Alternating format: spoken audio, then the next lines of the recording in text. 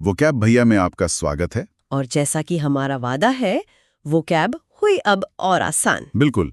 आज हम फिर से लेकर आए हैं 10 नए मजेदार अंग्रेजी शब्द। हाँ, इनको सीखेंगे, समझेंगे और इस्तेमाल भी करेंगे। सीखना समझना मतलब हम जानेंगे इनका अंग्रेजी और हिंदी में अर्थ, है ना? हाँ, और कुछ मिलते जुलते शब्द जिन्हें सिनोनिम्स कहते हैं। अच्छा, सिनोनिम्स। और रोजमर्रा की बातचीत में इन्हें कैसे इस्तेमाल करें, इसके लिए कुछ वाक्य भी देखेंगे। हाँ, और सबसे बढ़िया बात, वो कहानी। आखिर में इन सारे शब्दों को पिरोकर एक मजेदार कहानी सुनेंगे, ताकि ये शब्द दिमाग में एकदम फिट हो जाएं। तो फिर देर किस बात की, शुरू करें? चलो। हाँ, तो आज का हमारा पहला शब्द है बेल, BALE। बेल, इसका अंग्रेजी में मतलब होता है a large bundle of goods tightly bound. अच्छा, यानी किसी चीज का बड़ा सा गट्ठा या बंडल जिसे कसकर बांधा गया हो, जैसे वो गांव में देखते हैं ना, घास के गट्ठे। हाँ, बिल्कुल वही। तो हिंदी में इसका अर्थ हुआ बंडल, गट्ठा। ठीक है। इसके कुछ सिनोनिम्स या मिलते जुलते शब्द हैं। Bundle, pack, parcel, sheath. Bundle, pack, parcel, sheath. बिल्कुल। और वाक्य में जैसे इस्तेमाल करेंगे इसे? जैसे मान लीजिए 1, the farmer carried a bale of hay to the barn. मतलब किसान घास का एक गट्ठा खलिहान तक ले गया। या फिर 2, workers tagged bales of cotton in the warehouse. यानी मजदूरों ने गोदाम में कपास के गट्ठे जमा किए। समझ गया, मतलब सामान का बड़ा सा गट्ठा। ठीक है, अब हम अपने दूसरे शब्द पर हैं। हाँ। शब्द है क्वाल्म। QUALM, क्वाल्म। सुनने में थोड़ा अलग है ये। हाँ, क्वाल्म। इसका अंग्रेजी अर्थ है अ फीलिंग ऑफ डाउट और unease about whether you are doing right. अच्छा, यानी मन में शक या बेचैनी होना कि जो हम कर रहे हैं वो सही है या गलत, एक तरह की हिचकिचाहट। बिल्कुल सही पकड़ा। हिंदी में मतलब हुआ संदेह, बेचैनी, हिचक। संदेह, बेचैनी, हिचक। Synonyms, doubt, misgiving. इसका इस्तेमाल कैसे करेंगे? मान लो किसी को झूठ बोलने में हिचक हो रही हो। एकदम सही उदाहरण, जैसे 1, he had qualms about lying to his friend। उसे अपने दोस्त से झूठ बोलने में संदेह था, या कह सकते हैं हिचक थी। हाँ। या फिर 2, I have no qualms about speaking the truth। मुझे सच बोलने में कोई बेचैनी या हिचक नहीं है। अच्छा, ये शब्द काफी काम का है। चलो, अब हम तीसरे शब्द पर आ गए हैं। तीसरा शब्द है डिसइंटीग्रेट। DISINTEGRATE, disintegrate. थोड़ा लंबा शब्द है ये। हाँ, डिसइंटीग्रेट। इसका मतलब है टू ब्रेक अपार्ट और डिकम्पोज। मतलब किसी चीज का टुकड़ों में टूट जाना, बिखर जाना या गल जाना, ऐसा कुछ। बिल्कुल। हिंदी में कहेंगे विखंडित होना, बिखर जाना, टूटकर अलग हो जाना। विखंडित होना, बिखर जाना। इसके सिनोनिम्स है break down, crumble, collapse, fragment. अच्छा, जैसे कोई पुरानी इमारत टूटकर बिखर जाए, या फिर अरे आत्मविश्वास भी तो बिखर सकता है ना, दबाव में। बहुत अच्छा पॉइंट। हाँ, ये फिजिकल और एब्स्ट्रैक्ट दोनों तरह से इस्तेमाल होता है। उदाहरण देखें। हाँ, बताओ। 1, the old building started to disintegrate after the storm। तूफान के बाद पुरानी इमारत बिखरने लगी। और दूसरा, जैसा आपने कहा, 2, his confidence seemed to disintegrate under pressure। दबाव में उसका आत्मविश्वास बिखरता हुआ लगा। कमाल है, एक ही शब्द के दो अलग अंदाज। चलिए, अब हम चौथे शब्द पर हैं। चौथा शब्द, ये शब्द है रिलायबिलिटी। रिलायबिलिटी। ये शब्द रिलाई से बना है, जिसका मतलब होता है भरोसा करना। हाँ, रिलाय मतलब भरोसा। तो रिलायबिलिटी का अंग्रेजी अर्थ है the quality of being dependable और ट्रस्टवर्दी। अच्छा, यानी किसी व्यक्ति या वस्तु का भरोसेमंद होने का गुण, मतलब जिस पर हम निर्भर रह सकें, रिलायबिलिटी। हाँ, हिंदी में कहेंगे भरोसेमंदी, विश्वसनीयता। भरोसेमंदी, विश्वसनीयता। सिनोनिम्स है डिपेंडेबिलिटी, ट्रस्टवर्दीनेस, कंसिस्टेंसी, क्रेडिबिलिटी। जैसे हम कहते हैं ना कि भाई इस कार की रिलायबिलिटी अच्छी है। बिल्कुल। उदाहरण देखते हैं। 1, the reliability of this car makes it popular among families. इस कार की विश्वसनीयता इसे परिवारों के बीच लोकप्रिय बनाती है। सही है। 2, you can count on her reliability in tough times. मुश्किल समय में आप उसकी भरोसेमंदी पर भरोसा कर सकते हैं। शानदार। रिलायबिलिटी बहुत जरूरी चीज है जीवन में। चलो, अब हम पांचवें शब्द पर हैं। पांचवा शब्द और शब्द है एक्विटल, ACQUITTAL, एक्विटल। ये शायद कोर्ट कचहरी से जुड़ा है, लग रहा है। सही पकड़ा। एक्विटल इसका अंग्रेजी मतलब है a judgement that someone is not guilty of a crime. ओह, यानी जब अदालत फैसला सुनाती है कि कोई व्यक्ति किसी जुर्म का दोषी नहीं है। जिसे हम कहते हैं बरी होना, एक्विटल। एकदम सही। हिंदी अर्थ है बरी होना, दोष मुक्ति, निर्दोष ठहरना। बरी होना, दोष मुक्ति। Synonyms exoneration, clearance, vindication. Pardon भी कुछ हद तक कह सकते हैं, हालांकि पार्डन थोड़ा अलग है पर मिलता जुलता भाव है। अच्छा, इसका वाक्य प्रयोग कैसे होगा? ऐसे 1. The court granted acquittal to the wrongly accused man. अदालत ने गलत तरीके से आरोपी व्यक्ति को बरी कर दिया। 2. His acquittal brought relief to his family. उसके बरी होने से उसके परिवार को राहत मिली। समझ गया। अक्विटल मतलब निर्दोष साबित होना। चलिए अब हम छठे शब्द पर आते हैं। छठा शब्द ये शब्द छोटा सा है, बस्ट, BUST, बस्ट। BUST, हाँ छोटा है पर इसके मतलब कई हैं। अंग्रेजी में इसके मुख्य अर्थ हैं टू ब्रेक, अरेस्ट और अ स्कल्प्टेड चेस्ट फिगर। अरे वाह, मतलब टूटना या तोड़ना, गिरफ्तार करना और किसी मूर्ति का ऊपरी हिस्सा मतलब छाती और कंधे वाला हिस्सा, बस्ट। बिल्कुल, तो हिंदी में इसके अर्थ हुए टूटना, गिरफ्तारी या मूर्ति का धड़। अच्छा, 3 मतलब। हाँ, तो सिनोनिम्स भी इसके अर्थ के हिसाब से अलग-अलग होंगे। ब्रेक, अरेस्ट, फेलियर, फ्रैक्चर ये टूटने के लिए, हाँ। रेड गिरफ्तारी के लिए और स्कल्पचर, टॉर्जो मूर्ति के लिए। अच्छा, ये ध्यान रखना होगा कि वाक्य में किस मतलब से इस्तेमाल हो रहा है। कुछ उदाहरण दें तीनों के। जरूर, देखो, पहला, the police Busted a gang of smugglers. यहाँ मतलब है गिरफ्तार करना। पुलिस ने तस्करों के एक गिरोह को गिरफ्तार किया। ठीक है, गिरफ्तार करना। 2. द स्टैचूज बस्क वॉज मेड ऑफ मार्बल। यहाँ मतलब है मूर्ति का धड़। मूर्ति का धड़ संगमरमर का बना था। मूर्ति का धड़। और तीसरा, 3. My phone got bust when I dropped it. यहाँ मतलब है टूट गया, मेरा फोन गिरकर टूट गया। बहुत अच्छे, तीनों मतलब साफ हो गए, ये जरूरी था जानना। आगे बढ़ते हैं, अब हम 7वें शब्द पर हैं। 7वां शब्द है असॉर्टेड। Assorted, ASSORTED, assorted. इसका अंग्रेजी अर्थ है वेरियस काइंड्स, मिक्स्ड। यानी कई तरह का, मिला जुला। जैसे दुकान पर असॉर्टेड बिस्किट्स का डिब्बा मिलता है, उसमें कई तरह के होते हैं। हाँ बिल्कुल वही। हिंदी में कहेंगे मिश्रित, विविध प्रकार का, तरह तरह का। मिश्रित, विविध प्रकार का। Synonyms mixed, varied, diverse, miscellaneous. इसका प्रयोग तो आसान लगता है, असॉर्टेड। हाँ, काफी कॉमन शब्द है ये। उदाहरण देखें। 1. The basket contained assorted fruits. टोकरी में विविध प्रकार के फल थे। ठीक है। 2.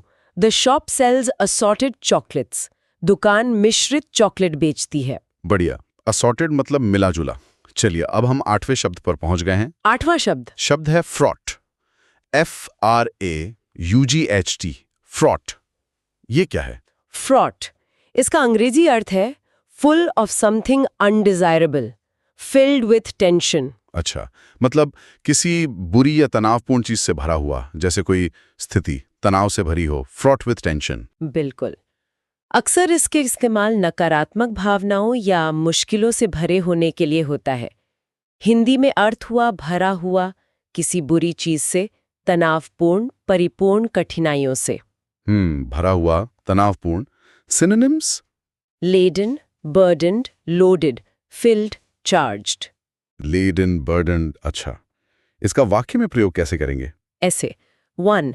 Her letter was fraught with sorrow and regret. उसका पत्र दुख और पछतावे से भरा हुआ था। 2. The journey through the jungle was fraught with dangers. जंगल से होकर यात्रा खतरों से भरी हुई थी। फ्रॉट मतलब किसी अनचाही चीज से भरा हुआ।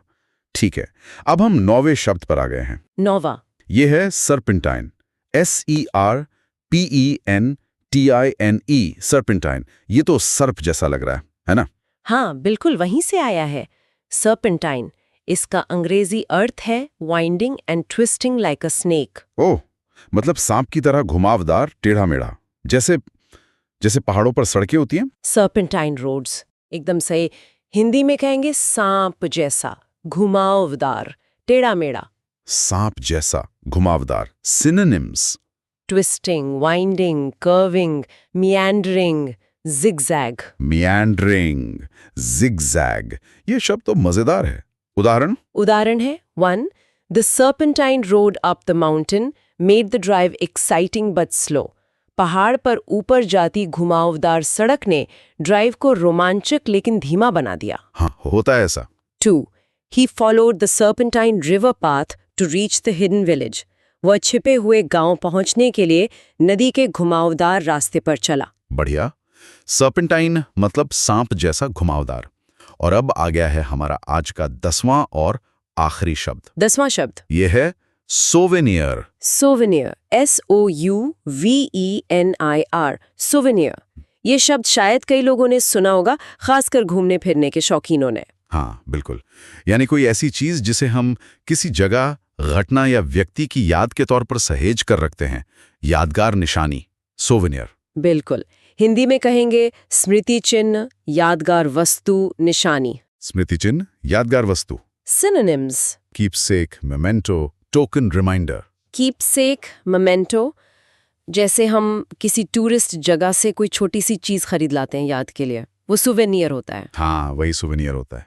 उदाहरण देखें। 1. She bought a small Eiffel Tower souvenir from her trip to Paris. उसने पेरिस की अपनी यात्रा से एक छोटी एफिल टावर की स्मृति चिन्ह खरीदी। 2. The museum gift shop sells various souvenirs for visitors.